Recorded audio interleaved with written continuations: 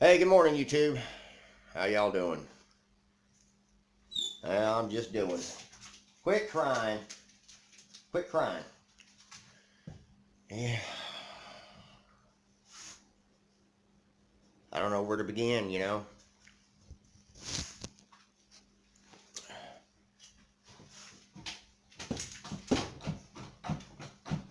There. I don't know where to begin. Good news and bad news, you know. The good news is I got this 68 Ford Mustang with a 289 in it. The door jambs need to be painted. Bumper needs to be put back on, you know, the chrome, the fixtures, you know, just the normal, the normal things you have to put back on a car after you paint it, you know. I chose my battle on this one. I don't have a paint booth over here. But, I don't know, it's a mind-blowing experience, you know, when you put your heart and your soul into a shop. And then you're going to have to walk away from it, you know. I found another shop that I could go to. It's got a lift on it. It's got a paint booth in it. You know, what more could a guy ask for, you know? But then you stop and think about everything that you've done over here, you know. I've created this shop, you know. I've built the walls. Let me switch views. I've built the shop. Those of you who've watched, you know,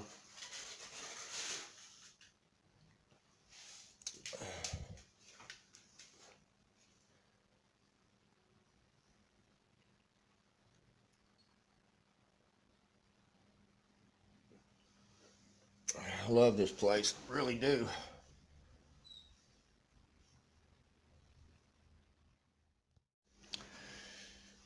Anyway, all good things must come to an end. Will you quit that crying? Quit crying. There ain't nothing to be crying about in here. I'm the one that should be crying. uh, I just don't got no room up here to function, you know. I only got the one bay over here in this office and no room to park any cars around here at all, you know. Yeah. Let me change views.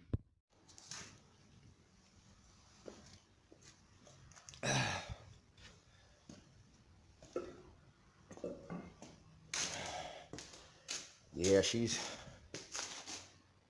getting there. Gotta put the door handles back on. Gotta put the bumper back on.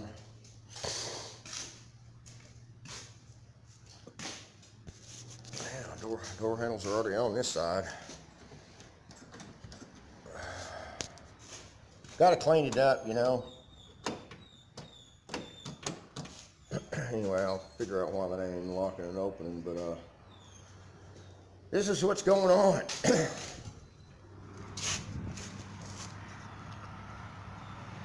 All these cars out here are just poked in front of the shop, you know.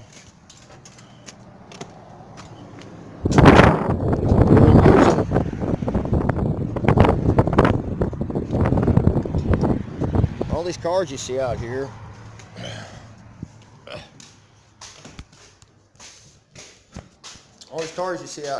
out there, used to be in the back, you know. And stay. Now quit crying.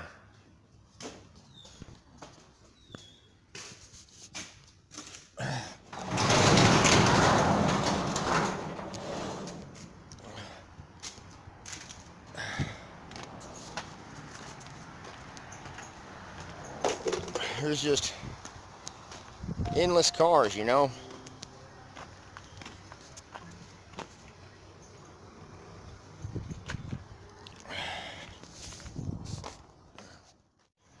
In his car's in a pile of junk, you know. Just piles and piles of cars. And the guy that had his body shop over there has now came over here. I might have vlogged a little bit on that. And quit crying. Quit your crying, man. Stop. Stop. Anyway,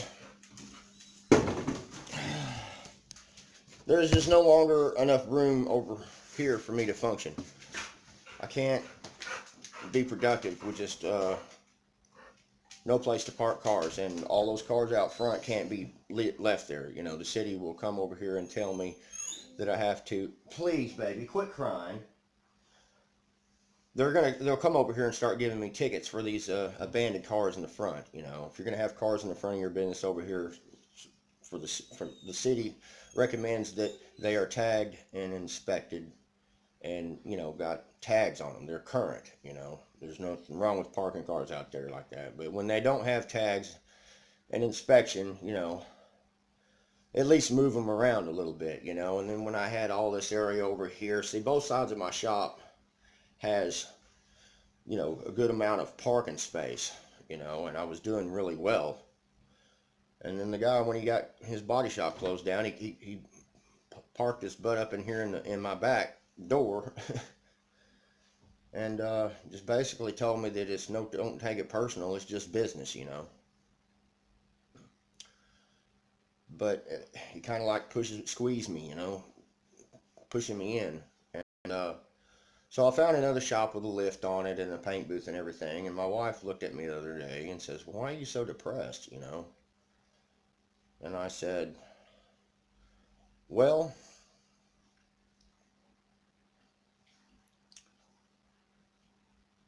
I kind of had mixed emotions about it. You know, I didn't know quite why I should be the happiest guy in the world, you know. But it really bothered me because, you know, if I take my permits out of the shop and I take my water deposit and shut my end of the deal down, all the legal paperwork that it took to bring this shop alive, if I remove myself from the recipe over here, the shop will fail, you know. They almost didn't pass me because all these cars and everything around here when they were all in the back, you know. And the guy looked at me and said, "I ain't even going to inspect the place. I'm just going to go ahead and write off on everything and let you have the shop. Good luck to you." And, you know, shook my hand, shook my son's hand, and we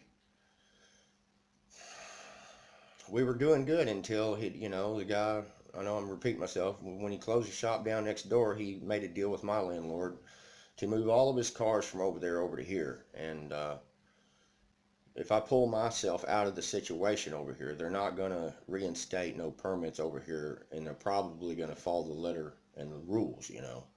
Or, you know, I did a lot of jobs before I got this place inspected for the city council. The city council is the people that when you open a business up, you present you put everything on the paper and you tell them what kind of business that you want to open, and then you either get approved for this business through the city council or you don't. And I was doing jobs way before my case hit the city council, you know. I'll have to get it later. Anyway, so there was a lot of strings being pulled for me, you know. Had a lot of good people in my back pocket, and like I said, if I remove myself over here, everything is going to go to crap around here. And I just feel like the guy that's going to pull the stick or the piece of wood in Jumanji that's going to make everything fall, you know.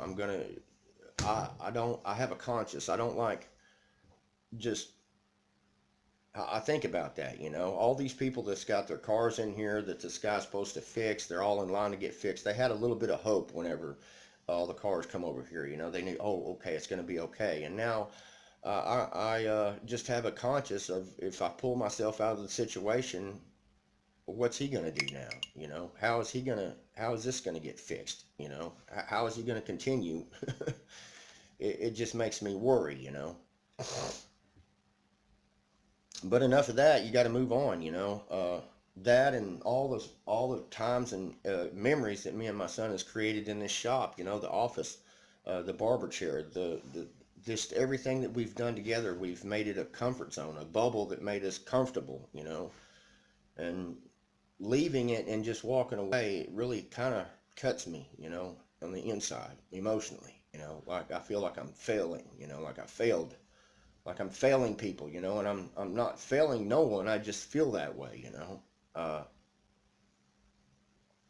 Anyway, I guess we'll just have to see what happens. But for now, I'm gonna have to get over here and paint the door jambs on this Mustang, and we'll do some videos of that. But for now, I'll just excuse me. For now, I just got to take it one day at a time, and hope for the best. You know, hope things. Hope where I'm going it is a much better place. It's got a paint booth. It's got everything. You know, my overhead costs if I go to that other shop over there, which I'll shoot some videos of it, is going to be, you know, more than cut in half. I won't have to pay the water over there. I won't have to pay electricity over there. I won't have to pay nothing over there but a flat rate fee, which is the same as I'm paying over here as far as the rent goes. But you don't have the water added on to the deal. You don't have the electricity added on to the deal. You don't have to have the dumpster fee for dumping the trash. You know, all that stuff is already paid for. So my overhead cost is way cut in half. So I'm in a better position to actually turn some profits. And me and my son, we're just going through the motions. And I guess this is what you would call me and my son's first shop, and I got to take a lot of pictures. At least I got this. At least I got the videos to click back to. You know, all these YouTube videos I've shot over here. I get to click back the channel and look at the first shop me and my son ever. The number one shop that we made. You know, the one that we put together all by ourselves. You know, the one that we had dreams with. You know, the ones we had.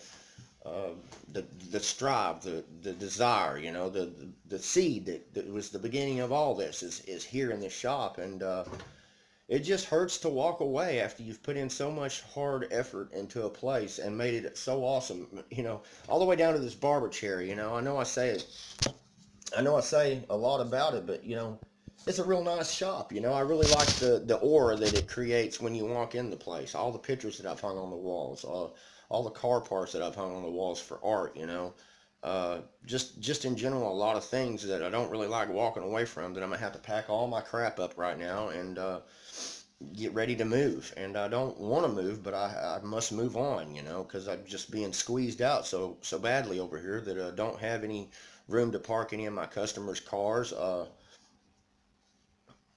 It's just a sad situation all the way around. And anyway, enough of that. I got to get geared up and think about what I'm going to do in what order I'm going to do it with this Mustang. I just show you a little preview on it.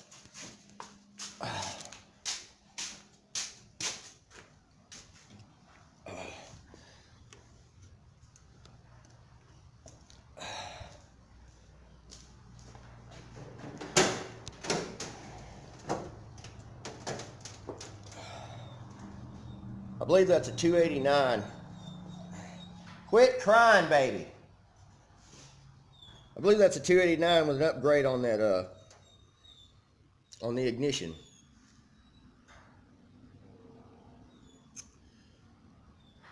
Looks like a real nice job that he's had done on that motor. It's been rebuilt. It runs great. I like it.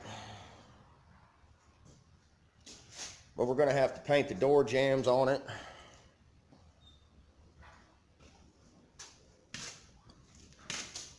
Here, hold on, it's got a new vinyl top on it. Hold on, let me open the door.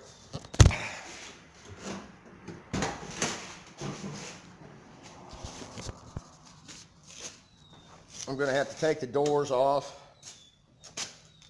take the panels off,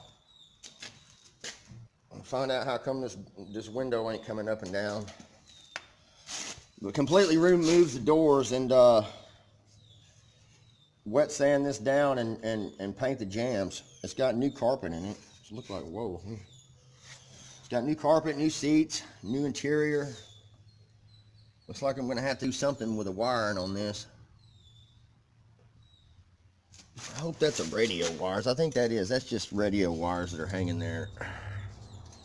Yeah, that's a radio wire harness.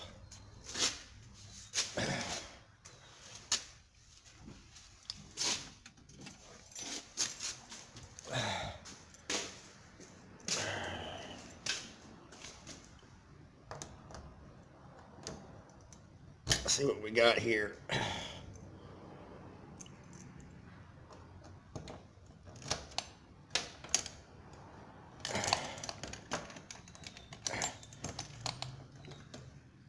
Hold on.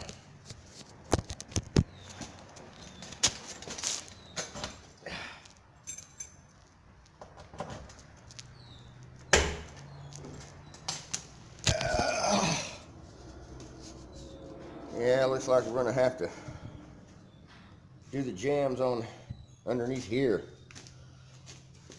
Got some paint left over. That's a good thing.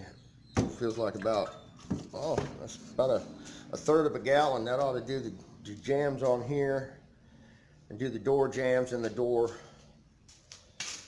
themselves. It ought to be enough paint to where I can do that. Got to sand it down and make it smooth.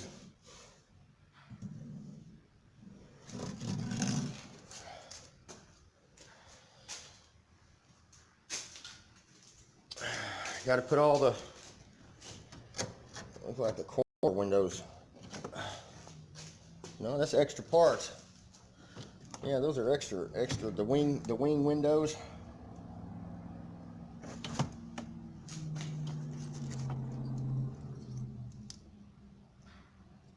Some of this stuff is he's not going all the way with the center console piece. I don't know. We might have to get another one if he wants to have that one, because that one's in rough shape. Oh man.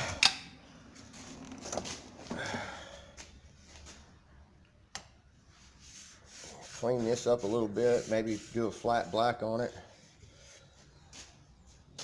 Depends on if I got enough paint to make it.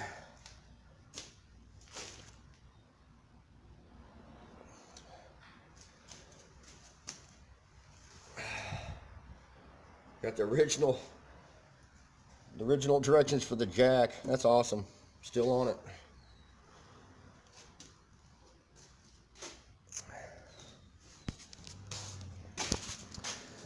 Anyway, ready to see this thing come alive, man. Make some plans and make this guy happy. 68 Mustang. Huh. It's an honor to work on the thing. It really is. Tubeless, you're going to have to quit that crying, buddy. Quit crying. Quit crying. You're not coming in here. Nope. You can't come in here. I can't risk you putting one scratch on this car. Nope. You're going to have to stay in there, buddy, or I'm going to take you home. Quit crying. Anyway, this is what it is, man. Put on some tunes, make some plans, do some wet sanding. Make sure all these things are functional. Find out how come the daggum doors are not opening. Clean it up, you know. Make it look good. Put an antenna in here. It's the antenna. I hope we got the original antenna on that.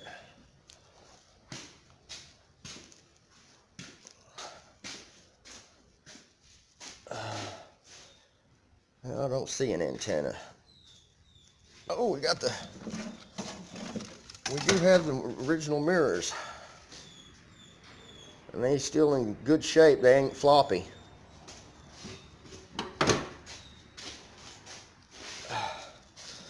I think it's going to turn out looking pretty good. I wonder if them rims can be cleaned up in it at all.